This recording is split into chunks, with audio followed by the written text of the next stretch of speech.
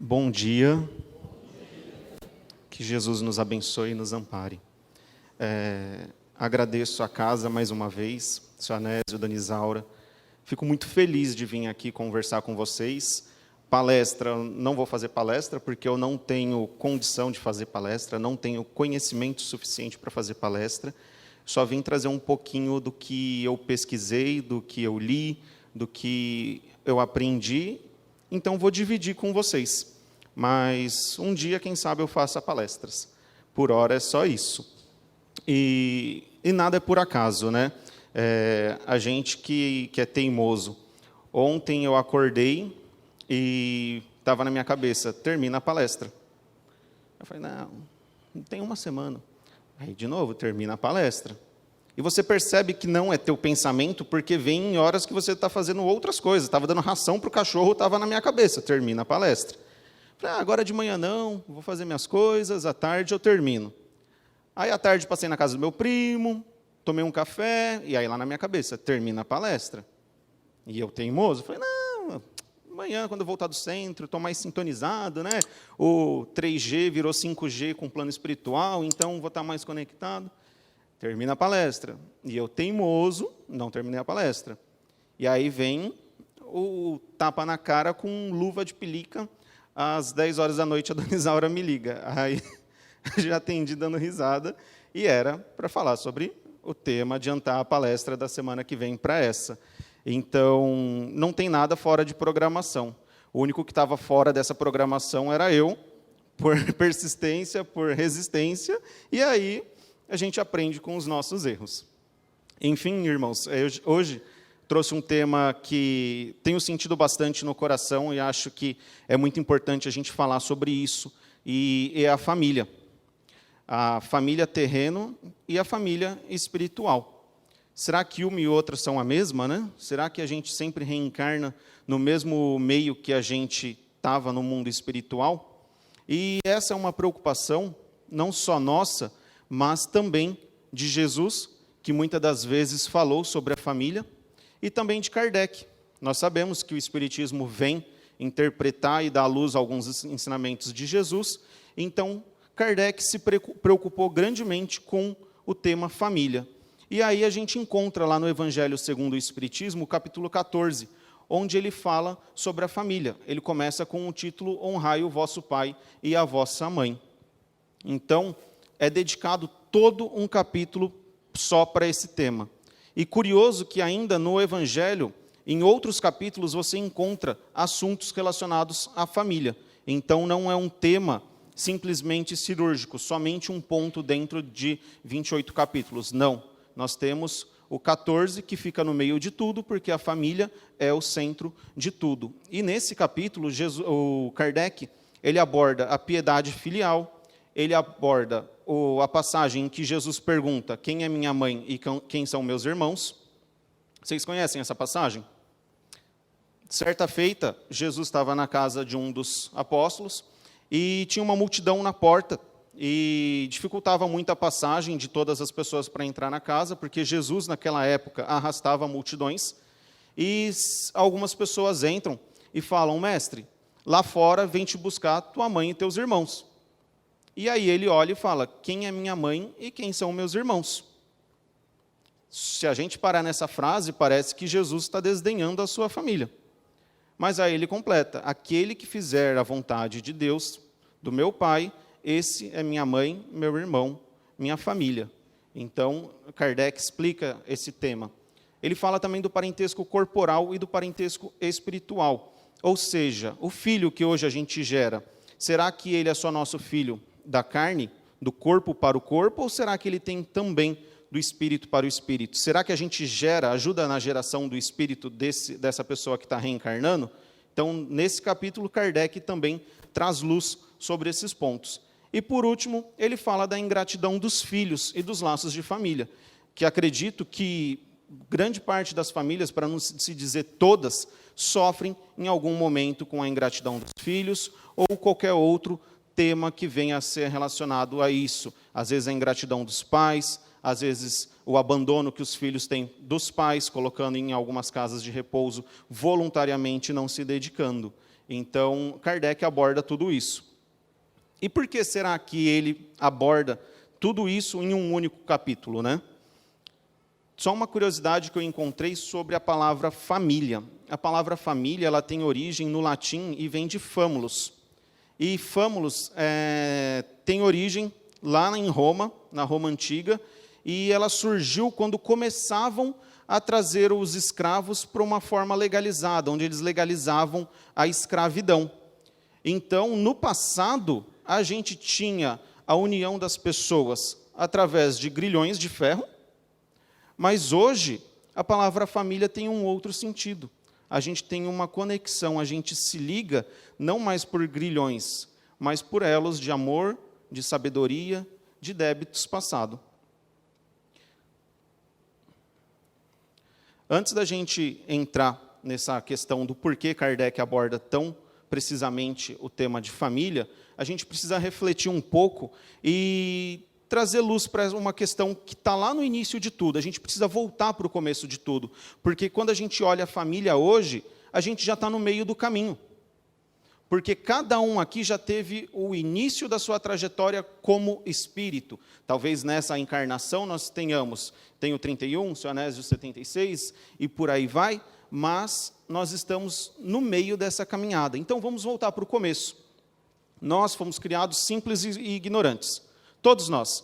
Quando Deus nos criou sem conhecimento exatamente do bem e do mal, e Ele nos deu o livre-arbítrio, nos deu o direito de acertar e errar.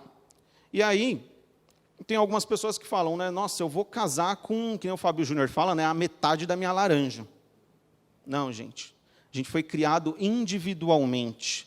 Lá no princípio, no seu momento de ignorância, no seu momento de aprendizado, nós estávamos sendo individuais. Cada espírito é uma centelha inteligente, cada espírito é uma mente pensante. E essa nossa criação, ela tem uma finalidade. Todos nós aqui temos uma finalidade na obra que Deus colocou. Hoje, talvez a gente não consiga identificar devido à nossa pequenez, mas sim, cada um aqui tem a sua parcela na criação. Isso, um exemplo, é Jesus. Jesus tem como responsabilidade toda a humanidade, seja encarnada ou desencarnada, ou seja, a sociedade material e espiritual do globo terrestre. Nós temos as nossas responsabilidades também. Só que a gente primeiro precisa evoluir, se desenvolver para poder abraçar uma tarefa tão grande. Então, Deus nos dá tarefas pequenas para que a gente comece a exercitar a nossa responsabilidade de ouvir o mentor, de escrever a palestra na hora certa, de acertar esses pontos. O nosso aprimoramento o aprimoramento do nosso espírito, ele se dá através de reencarnações. Em outros planetas, talvez não haja a necessidade de reencarnar. Talvez haja outros meios da gente burilar o espírito. O universo é grande, todos os planetas são povoados e agem de maneira diferente de acordo com o seu grau de evolução. Mas no nosso aqui de provas e expiações, por enquanto, é através da reencarnação. O espírito assumir esse corpo de matéria mais densa e vir aqui para a Terra, passar pela infância, adolescência, a maturidade e depois a fase de idoso. E Deus já sabia que a gente iria errar. Se você parar para pensar, por que que Deus coloca a reencarnação como um processo de evolução? No Livro dos Espíritos, quando é respondido que Deus é a inteligência suprema, nisso se prova mais uma vez. Porque se a gente tivesse apenas uma encarnação, o que seria da gente no nosso princípio? A gente nasceu simples e ignorante, com livre-arbítrio, ou seja, você está no mundo, faz o que você bem entender, que você vai colher o que você plantar. E a gente plantou coisas não muito boas. E se não tivesse a reencarnação? Então, Deus, já sabendo de tudo isso e da possibilidade que tínhamos de errar, Ele abre o leque de encarnações para que a gente tenha um processo de evolução. Só que, através da encarnação, a gente vai chegar aos braços de Deus. Mas a reencarnação, ela não foi feita simplesmente para errar. Nós não podemos encarar a reencarnação como uma oportunidade de errar, mas sim uma oportunidade de acertar e ajustar a nossa evolução. A partir do momento que a gente coloca a reencarnação como um processo simplesmente de erros, nós colocamos na nossa cabeça, como alguns espíritas falam, deixa para a próxima vida. Na próxima vida, eu me entendo com aquela pessoa. Na próxima vida, eu me viro. E aí chega um momento que, quando você desencarnar, você não precisa nem fazer planejamento reencarnatório, porque tem tanta coisa que ficou para outra vida, que é só você chegar aqui, porque tem um monte de BO para resolver. Então, a reencarnação não serve para isso. Hoje, quando a gente tem a luz da Boa Nova, quando a gente tem o Espiritismo que chega em 1800 e pouco, e traz esclarecimentos sobre os ensinamentos de Jesus, isso nos dá uma responsabilidade muito maior sobre o nosso entendimento, sobre as nossas atitudes, sobre o que nós fazemos da nossa vida. Porque no Evangelho segundo o Espiritismo, no livro dos Espíritos, fica muito claro que nós não vamos nos tornar anjos em uma única encarnação. Só que nós temos a obrigação moral de lutar contra as nossas más tendências. E como o seu Anésio falou, ninguém que está aqui é santo. Só que nós que nos dizemos espíritas, nós que nos dizemos cristãos, nós temos que ter a força de vontade de lutar contra as nossas más inclinações. Isso não significa que todas as vezes nós vamos vencer essas más inclinações. Mas, às vezes em que nós pisarmos na bola e identificar que ali houve uma falha da nossa parte, a gente precisa aprender com aquele erro e, na próxima vez em que for proposto uma prova, uma tarefa, uma atividade daquele formato, a gente está pronto para agir de uma maneira diferente. Só que a gente foi contraindo alguns débitos, foi criando alguns laços com algumas pessoas, continuou reencarnando. E esses laços que a gente foi criando de reencarnação em reencarnação, nem sempre são laços positivos. Temos pessoas que nós nos sentimos mais alegre, mais feliz em ver. Tem pessoa que, quando a gente está perto dela, a gente respira até mais leve. Você fala, nossa, eu me sinto bem, me sinto feliz. Só que tem outras pessoas que a gente tem uma certa animosidade que não se explica. Você não gosta, você atrapalha ela, você é uma pedra no caminho daquela pessoa. E se hoje a gente, às vezes, alfineta as pessoas, imagina no passado, quando o nosso conhecimento era menor e as leis eram um pouco diferentes. Então, a gente vai percebendo que, aos poucos, o instituto familiar vai se formando, vão se criando os laços. Então, quando a gente reencarna na nossa família, nós temos os dois laços, tanto os laços que nós criamos bons, quanto os ruins. E isso já faz um certo tempo que alguém nos lembrou desse ensinamento, nos trouxe uma recordação. E Mateus, ele faz questão de registrar no Evangelho o que essa pessoa disse. Foi Jesus, que ele disse assim, amai os vossos inimigos, fazei bem àqueles que vos perseguem. Amardes somente aos que vos amam, que recompensa disso tereis? Então, nessa frase, nesse mandamento, Jesus, mais do que nunca, ele sela o compromisso do instituto familiar. Porque se a gente precisa amar o nosso próximo que está lá fora, quem dirá o nosso próximo dentro de casa? E é através da família, não existe uma ferramenta mais poderosa que a própria família, para a gente poder se aproximar desses personagens que a gente não tem muita afinidade, das pessoas que a gente cometeu alguns erros e precisa reparar. É só através da família que nós vamos conseguir nos reeducar e nos reaproximar dessas pessoas. A gente só consegue amar o nosso inimigo porque hoje ele está debaixo do mesmo teto que eu, me chamando de filho, me chamando de pai, me chamando de irmão, mãe, filha.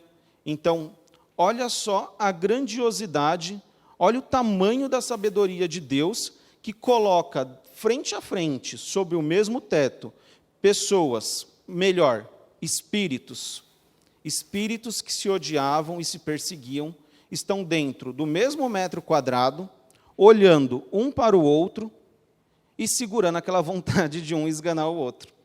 Porque existe um sentimento que segura tudo isso, é o sentimento familiar. Tanto é que aquela história é verdade, né? Da minha família, só quem fala mal sou eu. Ninguém fala mal da minha família. A gente tem esse laço, a gente tem esse sentimento. Então, é através da ferramenta chamada família que a gente vai conseguir nos readequar junto a esses espíritos que nós adquirimos dívidas. E isso não é um castigo, tá, pessoal? Isso é a supremacia de Deus, a suprema inteligência de Deus, encontrando um meio de nos colocar lado a lado com as pessoas que nós precisamos nos reabilitar. Conta-se que um tempo atrás, muito tempo atrás, numa vila, um homem e uma mulher se conheceram, se enamoraram, e passado certo tempo eles decidiram se casar. Só que nem tudo são flores. Naquela sociedade, naquela cultura, quando a mãe era viúva, ela iria morar junto com seu primogênito, com seu filho mais velho. E assim foi. Ele casou com aquela moça que ele se namorou, levou a mãe junto, e aí, imagina o que não começou. A sogra, ela cismava constantemente com a nora. Se a esposa limpava a casa, lá vinha a sogra e falava, tá vendo, filho? Ela não é para você. Olha o jeito que a casa ficou suja, ela não consegue nem limpar a casa. Quem dirá cuidar de você?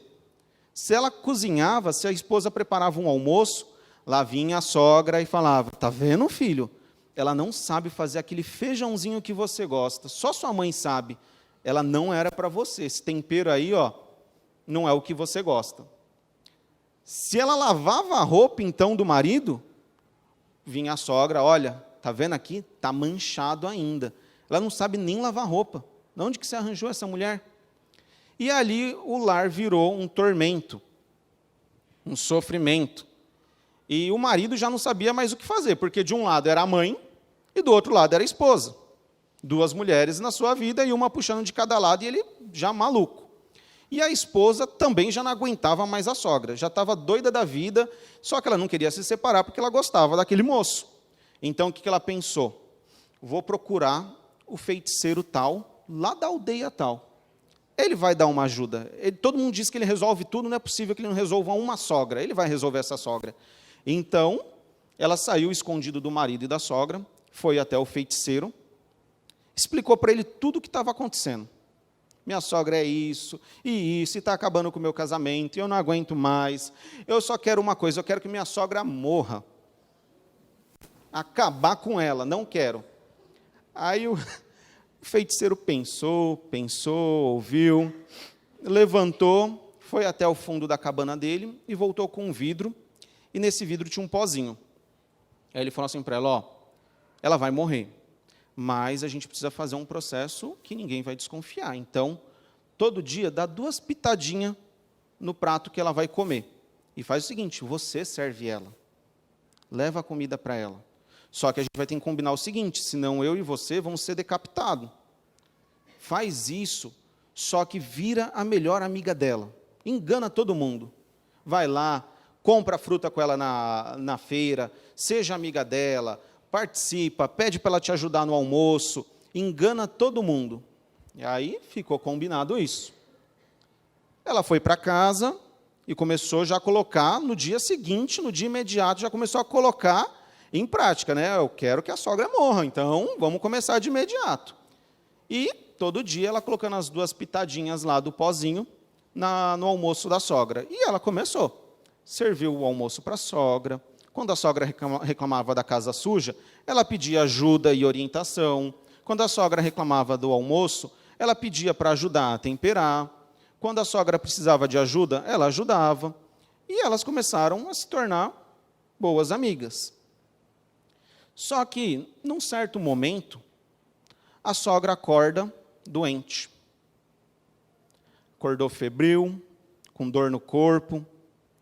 E aí a moça já ficou meio doida, né? Ela falou, meu Deus do céu, agora eu não quero mais que ela morra, mas o que eu vou fazer? Corre no feiticeiro de novo. E ela chegou no feiticeiro, Falou, olha, eu fiz tudo que o senhor pediu, e eu coloquei o veneno na comida dela, mas agora ela tá morrendo, e eu não quero mais que ela morra. Ela realmente virou minha amiga. E aí o feiticeiro, dando risada, falou para ela, nisso aí tem pó de milho, não tem veneno nenhum. Você só colocou pó de milho na comida dela. Ela não vai morrer, ela está gripada. Volta para casa e cuida dela. Pois bem, meus irmãos, será que em todos os momentos da nossa vida, nós estamos sendo a melhor pessoa possível? Será que, em todos os momentos, a gente está respondendo às provocações como cristãos? Ou a gente está levando as coisas, como é a época de Moisés, a ferro e fogo, no olho por olho? Porque, às vezes, a gente critica as pessoas e fala que fulano ou ciclano é difícil, é complicado, aquela pessoa não dá, ela me atormenta. Mas será que, se a gente mudar um pouquinho o ponto de vista, será que a gente também não está sendo uma pedra no sapato das pessoas? Será que dentro do lar a gente não é aquele cara mala que exige isso, exige aquilo, e manda aqui, manda acolá? Só que as pessoas ali, por tanto nos amarem, não têm coragem de falar para a gente que a gente é a pedra no sapato daquela casa. Então, às vezes, a gente precisa mudar um pouquinho o nosso ponto de vista e entender que nem sempre as pessoas são um karma, que nós podemos ser um karma na vida de alguém e aquela pessoa está nos aturando, nos amando como Jesus nos mandou. Então, a gente precisa ser mais gentil, a gente precisa ser mais amoroso, a gente precisa realmente colocar o Evangelho de Jesus em prática dentro do nosso lar, em primeiro lugar. E quando a gente fala do esquecimento do passado, do motivo por que Deus colocou esse véu nesse momento sobre as nossas cabeças para não lembrarmos do que aconteceu no ontem, é uma bênção.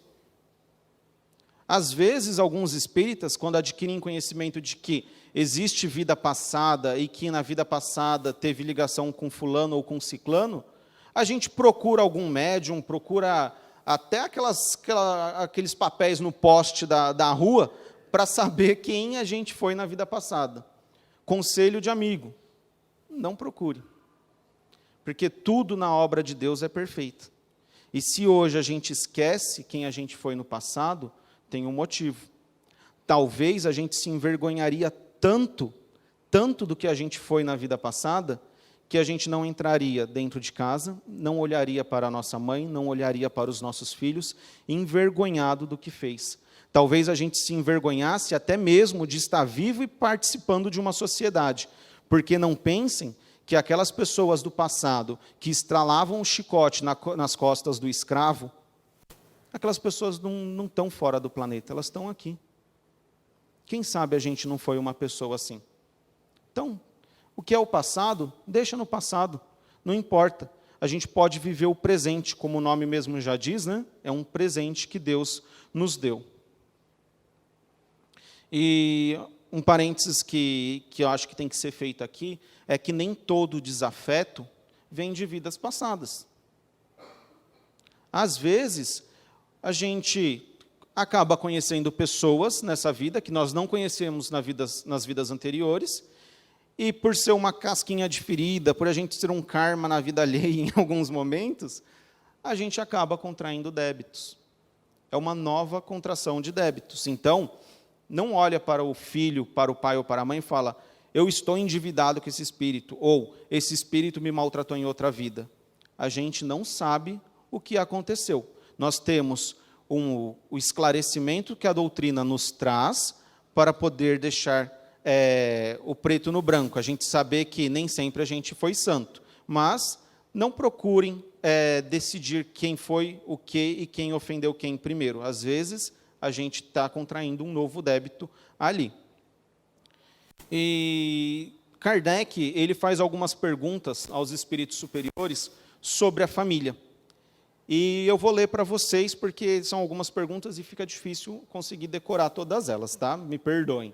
E nessas perguntas, fica mais do que claro que a instituição familiar, o lar, é algo que vem de Deus. Na pergunta 695, Kardec pergunta assim: o casamento quer dizer a união permanente de dois seres é contrário à lei natural? E aí vem a resposta: é um progresso na marcha da humanidade. Pensa bem.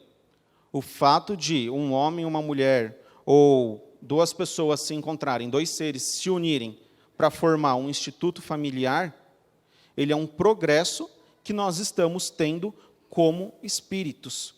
O fato da gente dissolver o instituto familiar, ele acaba, se o instituto familiar é um progresso, a dissolução do instituto familiar é um regresso nosso ao primitivismo. Aí vem a próxima pergunta: qual seria o efeito da abolição do casamento na sociedade humana? E a resposta bem clara: o retorno à vida animal. Sabe o que eu gosto dos espíritos, no livro dos espíritos? Eles são tão diretos, não tem meio termo, não tem aquele negócio, não, vamos analisar com calma, porque a sociedade humana, às vezes, não. O que nem fala na gíria, né? O papo é reto. O retorno à vida animal. Qual seria, próxima pergunta, qual seria para a sociedade o resultado do relaxamento dos laços de família? Aí ele responde: um recrudescimento do egoísmo. Ora, se a gente, sendo cristão, luta contra o orgulho e o egoísmo, se são essas ferramentas que Jesus nos trouxe no Evangelho, para a gente poder tirar do nosso coração o egoísmo e o orgulho, significa que os laços de família fazem parte desse mandamento. A gente precisa realmente encontrar, estabelecer uma família, trabalhar junto com elas, amar, respeitar. Isso faz parte da nossa liberdade do egoísmo. E aí Kardec, não satisfeito com a resposta dos espíritos, ele vem e explica um pouquinho mais. Não bastava, né? Os espíritos já foram direto e reto, mas mesmo assim ele vem e dá uma explicadinha no que os espíritos quiseram dizer. Ele fala assim: o casamento é um dos primeiros atos de progresso da sociedade humana, porque ele estabelece a solidariedade fraternal e se encontra entre todos os povos, ainda que em condições diversas. A abolição do casamento seria, pois, o retorno à infância da humanidade e colocaria o homem abaixo mesmo de certos animais que lhe dão o exemplo de uniões constantes. Então, meus irmãos, não adianta a gente reclamar da esposa, do marido. Faz parte do nosso processo evolutivo. Faz parte do nosso crescimento moral o relacionamento com outras pessoas. Deus utiliza disso como ferramenta para o nosso aprimoramento. Aí você vai falar assim para mim: isso acontece comigo também, tá, gente? Lá em casa. A sua esposa chega e fala assim: ó, para de colocar a toalha molhada em cima da cama. Você fala: não, amor, pode deixar, eu não vou mais colocar. Você sai do banho, está lá a toalha em cima da cama. Está a toalha pendurada lá no banheiro. Faz parte do casamento. Quando você chega cansado do trabalho, você senta aqueles 5 minutos, porque o homem ele tem isso, né? Ele chega e ele parece que está vegetando, ele não está pensando em nada, ele não está fazendo nada, ele senta no sofá e fica ali assim, tira o sapato, né? Coloca o sapato lá e fica vegetando, não está fazendo nada, ele não está pensando na outra, não está fazendo nada, fiquem tranquilas, ele só está vegetando. Aí vem a esposa e fala: ó, amor, sabe a pia lá da cozinha? Está pingando. Você falou que final de semana ia mexer lá, mas não mexeu. Dá uma olhadinha lá. Aí ele fala assim: ó, daqui 5 minutos eu estou lá. E parece que ela liga o cronômetro, porque depois de 5 minutos ela volta e fala assim: amor, a pia está pingando. Então, nessa hora, gente, respira fundo, conta até 10, 20, 100. Ou vai lá e conserta a pia, porque você sabe que a última resposta é sempre a nossa, né? Sim, senhora. Não muda. Então, meus irmãos, isso faz parte. Eu vi uma dinâmica uma vez que dá uma clareza muito grande sobre a divergência de ideia entre as pessoas. Eu vou falar algumas coisas e vocês podem responder sim ou não, sem se preocupar com o que o outro vai falar, pode falar de imediato. A gente vai fazer um cafezinho junto. Está todo mundo aqui na cozinha de casa, vou colocar a água para ferver. Tá bom. Eu vou colocar o pó na água. Eu vou colocar o pó no filtro. Agora, eu vou colocar açúcar na água.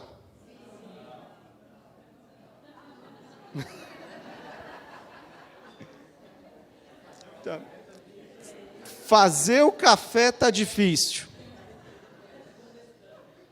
Fazer um cafezinho, olha que a gente gosta de um cafezinho, mas fazer um cafezinho está difícil.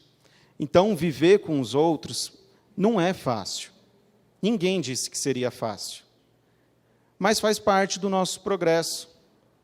Muitas das vezes, um vem de uma cultura familiar, o outro vem de outra cultura familiar, e vai colocar esses dois dentro do mesmo teto, 24 horas por dia, com culturas diferentes, pensamentos diferentes, mas, no fim das contas, o que os dois querem é fazer o cafezinho. Então, por que que no começo do relacionamento é aquela maravilha, né? Porque você briga e vai cada um para sua casa.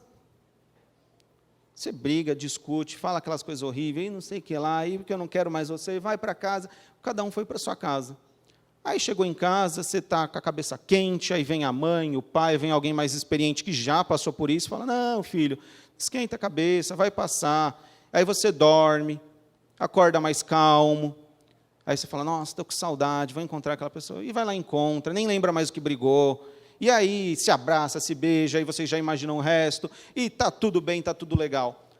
Só que quando a gente mora junto, você brigou com a pessoa, vai dormir de bunda virada um para o outro, e vai ter que ouvir a pessoa do seu lado fazendo... E você sabe que isso significa o quê? Eu vou matar aquele danado. É isso, faz parte. Mas é aí que a gente vai exercitar a nossa moral cristã. No lar, a gente tem a comodidade de ser quem a gente é. Muitas das vezes, na sociedade, a gente fica revestido de um verniz, o verniz da educação, da gentileza. Mas dentro do lar, a gente não precisa desse verniz, né? Ou se a gente tenta ter, uma hora ele se desgasta e a pessoa que está ali conhece o nosso verdadeiro eu, ele sabe quem a gente realmente é. E isso é uma vantagem, porque quando a gente vai em lugares que as pessoas não nos conhecem, essas pessoas não sabem nos atingir no nosso ego. Ela não sabe te pegar no seu orgulho. Mas dentro de casa a pessoa sabe ir lá, cirurgicamente, te dar aquela alfinetada no seu orgulho. É aí que está a prova. É aí que está o teste. É aí que a gente tem que realmente mostrar que a gente está aprendendo a ser cristão. Tá? E tem um detalhe. Vai chegar os filhos em algum momento. Vai vir. Hoje, a gente sabe que tem diminuído a quantidade de casais que estão tendo filhos. Tem países que eles estão dando bolsa para que pessoas vão até o país deles para poder estar melhorando, porque a sociedade está envelhecendo e não tem novas pessoas, não tem crianças, né? Então, está diminuindo. Mas, em algum momento, pode vir uma criança por aí. E a responsabilidade do pai e da mãe, ela é gigantesca. E aqui, eu não estou falando da responsabilidade que a lei terrena demanda. Se hoje a gente olhar a lei humana, ela já mudou bastante e ela coloca os pais num patamar de responsabilidade muito grande. Se a lei do homem, imperfeita como é, nos traz essa responsabilidade sobre os nossos filhos, imagina o tamanho dessa responsabilidade perante Deus que coloca um dos seus filhos em nossas mãos. E aí, pedindo um socorro ao livro dos Espíritos, Kardec faz pergunta aos espíritos superiores referente a isso. Só vou tomar um gole de água aqui, gente.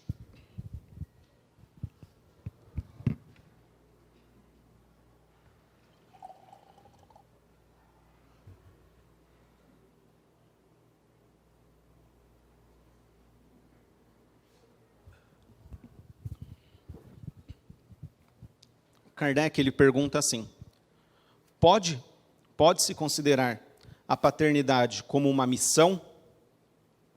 Vamos lá, olha só o peso que ele coloca nessa pergunta. Ele não está perguntando de prova, porque na maioria das vezes é o que a gente tem, provas e expiações. Ele está colocando numa categoria de missão. Pode-se considerar a paternidade como uma missão? Aí lá vem os espíritos, direto e reto, sem dúvidas, e fala assim: sem contradita uma missão. É, ao mesmo tempo, um dever muito grande e que obriga, mais do que o homem pensa, sua responsabilidade pelo futuro. Deus colocou o filho sob a tutela dos pais para que estes o dirijam no caminho do bem, e facilitou sua tarefa lhe dando uma organização frágil e delicada que o torna acessível a todas as impressões. Mas há os que mais se preocupam em endireitar as árvores de seu jardim, fazê-las produzir muitos e bons frutos, que endireitar o caráter de seu filho. Se o filho sucumbe por sua falta, disso carregarão a pena, e os sofrimentos do filho na vida futura recairão sobre eles, porque não fizeram o que dependia deles para o seu adiantamento no caminho do bem.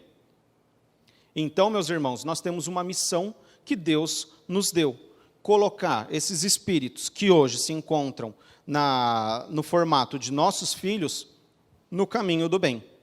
Então, não basta a gente simplesmente falar com os nossos filhos. É preciso exemplificar. As atitudes falam muito mais do que simplesmente palavras. Aconteceu um fato interessante com um amigo meu, que ele foi no cinema com o filho, e aí, até 4 anos, até 3 anos, não pagava. E aí, na hora que ele foi comprar o ingresso, o moço do caixa falou: quantos anos a criança tem? Ele falou: 3. Aí a criancinha falou: não, pai, eu já tenho 4. Que exemplo que a gente está dando para os nossos filhos. E hoje, mais do que nunca, essas crianças nascem parecendo prontas. Nascem numa forma que, meu Deus, a gente apanha para aprender a mexer em alguma coisa, eles pegam em 10 minutos, já são doutores, já sabem ensinar a gente, conecta o celular na TV e já sabe tudo. Então, tem uma grande responsabilidade.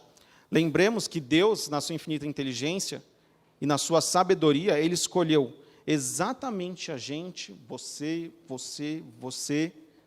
colocou um filho dele na nossa mão. Se Deus colocou esse filho na nossa mão, é porque Ele sabe que a gente tem a capacidade de poder endireitar esse espírito e colocar ele no caminho do bem.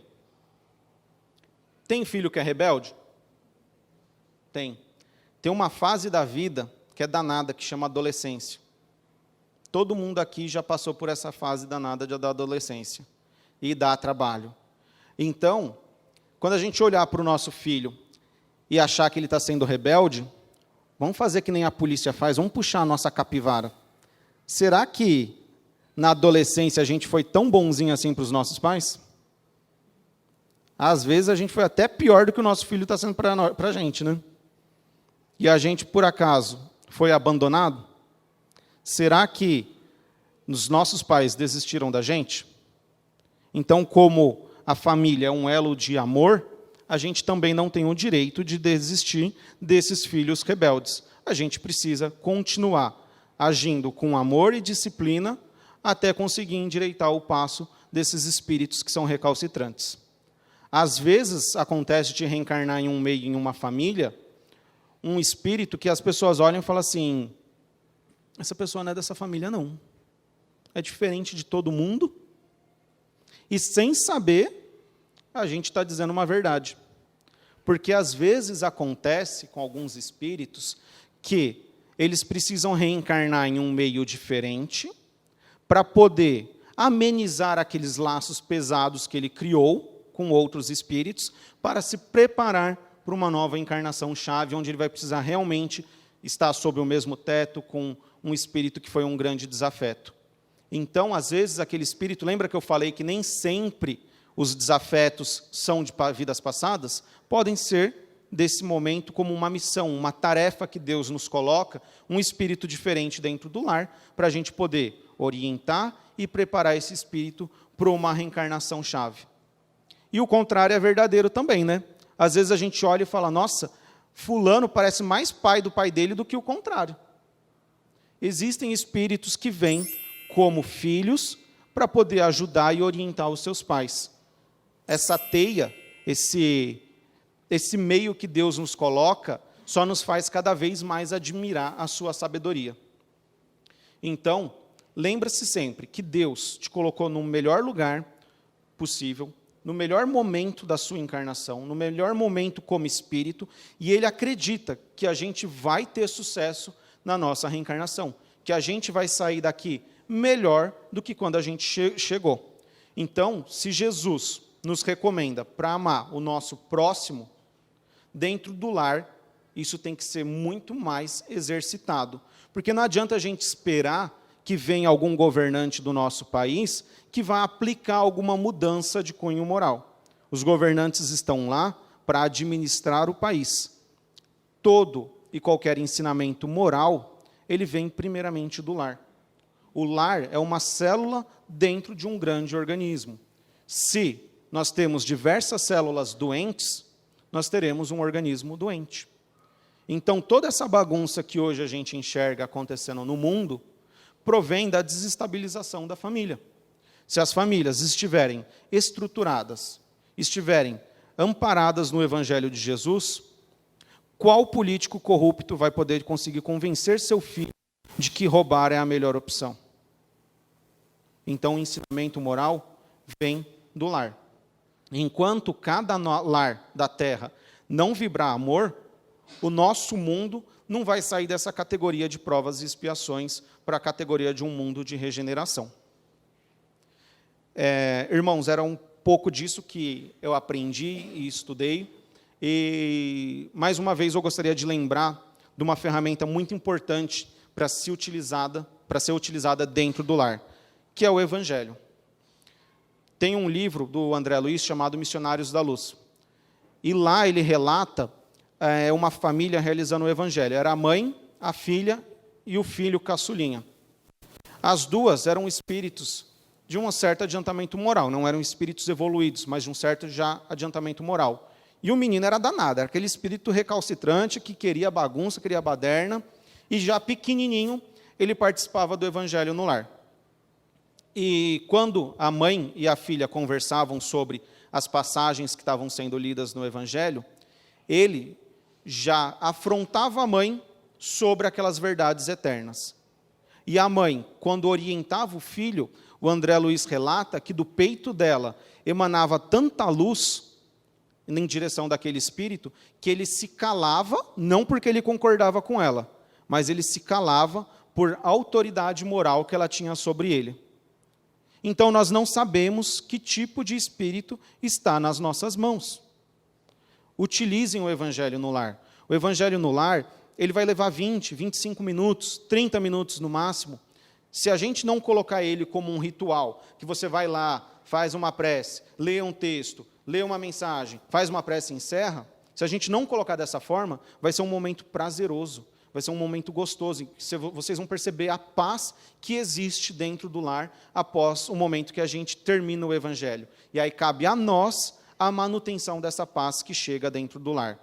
Então, utilizem o Evangelho segundo o Espiritismo, podem utilizar o Novo Testamento, os 4 Evangelhos especificamente, tem muitas mensagens que a gente pode conversar e interpretar. Muitas das vezes vai surgir dúvidas e vocês vão fazer pesquisas junto com o seu companheiro, com a sua companheira, com o seu filho. Vai ser um momento de aprendizado gostoso, não é uma obrigação. É um momento de prazer, é um momento de alegria, é um momento de satisfação na comunhão com Deus e com Jesus. Eu trouxe alguns livros que a gente utiliza lá em casa para fazer o Evangelho no lar e ler mensagem. Esse daqui eu já mostrei para vocês. Chama Jesus no Lar. Ele conta algumas mensagens, Jesus conta histórias, muito didático, principalmente se tem criança. Ele conta histórias para poder esclarecer. Tem um outro que chama Conduta Espírita.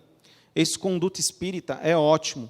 Como o nome já diz, ele mostra para a gente a orientação dos espíritos sobre a conduta que um espírita deve ter dentro de casa, dentro do trabalho, na relação com os outros, até quando você visita a casa de uma pessoa, ele fala como é a conduta de um espírita.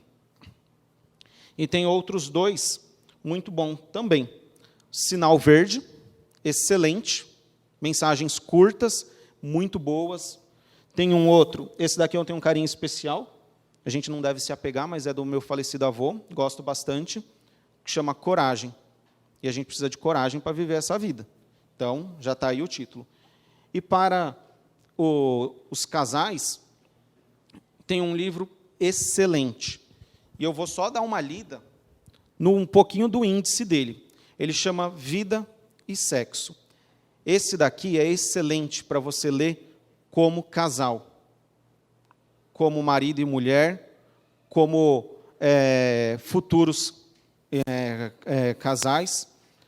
Olha só.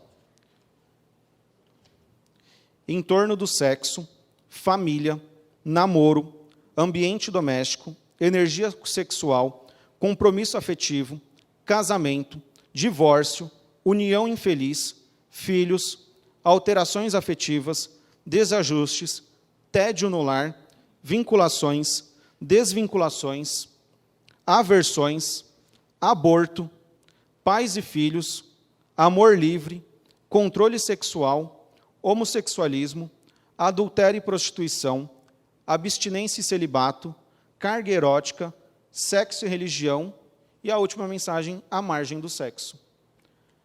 Quem vai imaginar que um livro espírita aborda tão claramente assuntos assim? É direto, não tem meio termo. Um excelente livro. Se vocês não acharem aqui na biblioteca, não sei se tem, Dona Isaura, tem no site, chama Estante Virtual. Lá tem, custa R$8, eu comprei lá. Então, só que é usado, tá, gente? Não é novo, não, é usado. Então, meus irmãos, agradeço a paciência e a caridade de vocês de terem me ouvido. Desejo a todos um ótimo domingo. Carnaval, vamos aproveitar o carnaval, só que, como o Evangelho nos recomenda, com a consciência do herdeiro do céu. Lembrando que Deus nos assiste e nos vê o tempo todo. Então, vamos aproveitar, mas aproveitar com seriedade, com tranquilidade, e como cristãos, e não como uma festa da carne. Muito obrigado, assim seja.